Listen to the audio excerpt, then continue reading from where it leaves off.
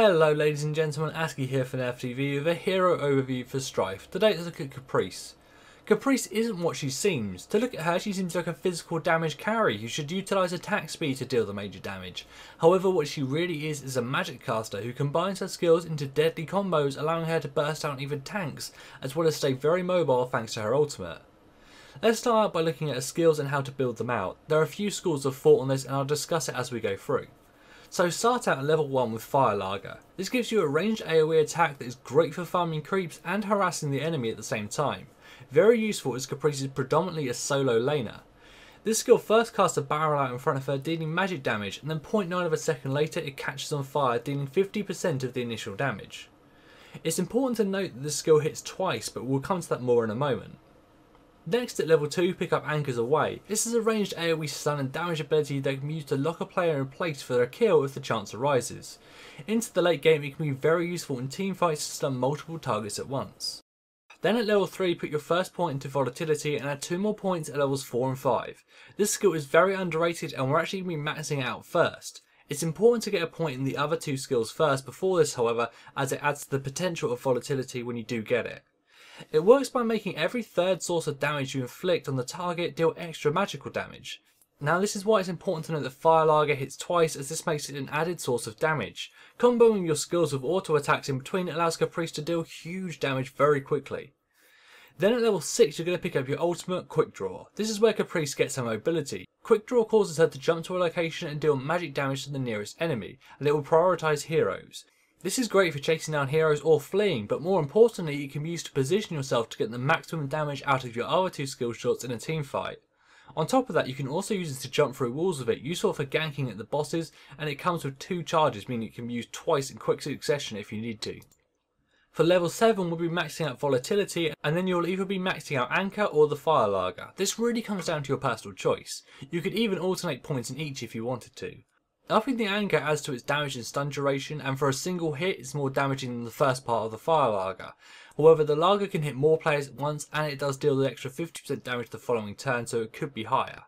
Either way you'll be picking up your ultimate at levels 11 and 15.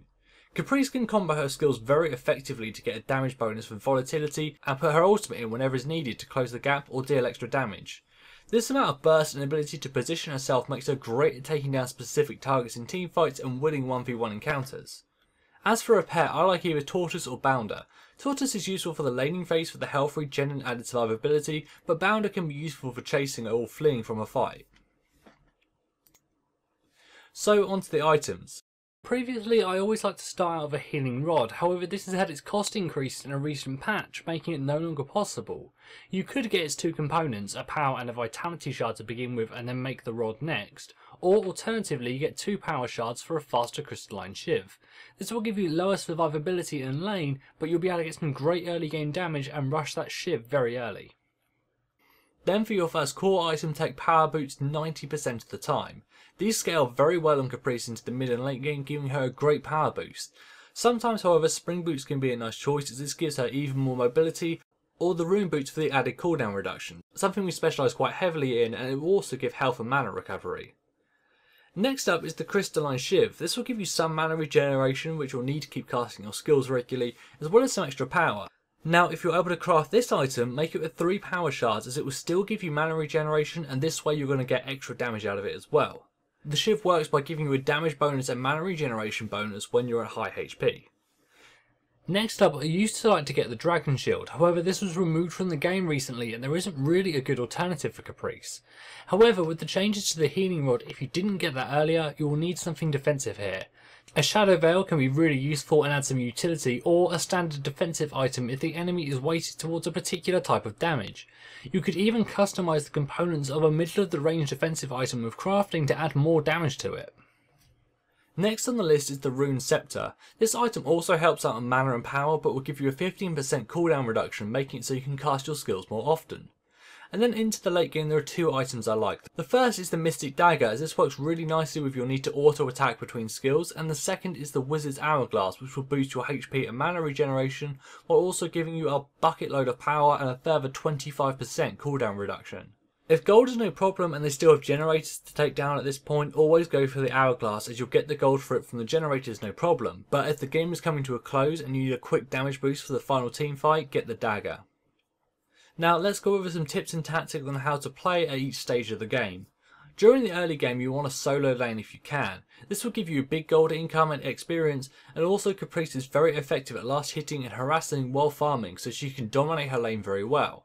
However, be wary of pushing too hard. You can't down their tower quickly, and if you're far too up lane you're an easy gank.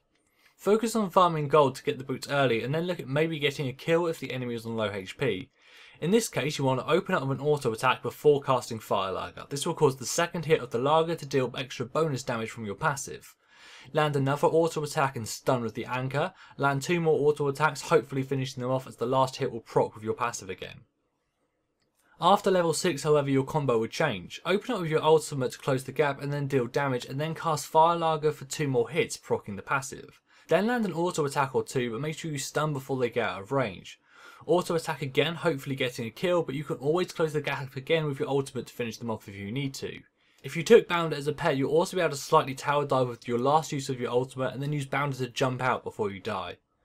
Of course, as a solo laner, watch out for ganks, pay attention to if the hero is missing from another lane or if the enemy has a jungler. Into the mid game you want to roam wherever you can. Your combo will dispatch heroes quickly, making you great at ganking, especially if working with someone with a slow. Use the tall grass for cover, jumping in on your opponent with your ultimate for the element of surprise. You can pick up plenty of kills and assists at this point and will be roaming around hard. Keep an eye out on the bosses. Your team will no doubt want to be picking up Boldir soon, but the enemy will be as well. To get the jump on them, you can hop over the wall using your ultimate before laying down some AoE damage on the group. Don't do this alone of course, as they will drop you fast, but with your team support you could take a big victory here. Into the teamfight phase, you want to use your ultimate to get the best position for your other skills to hit the most targets. You can burst down almost anyone once you get Grimoire, but keep an eye on your mana pool, as if it's too low you could be caught out of position and get in trouble.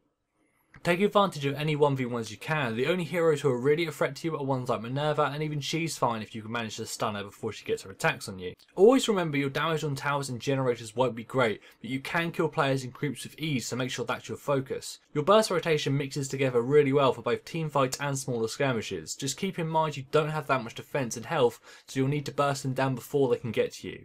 In most cases you don't want to initiate a fight and become the focus. Instead let your tank do their job and get in the middle, allowing you to move into position to burst down a key target.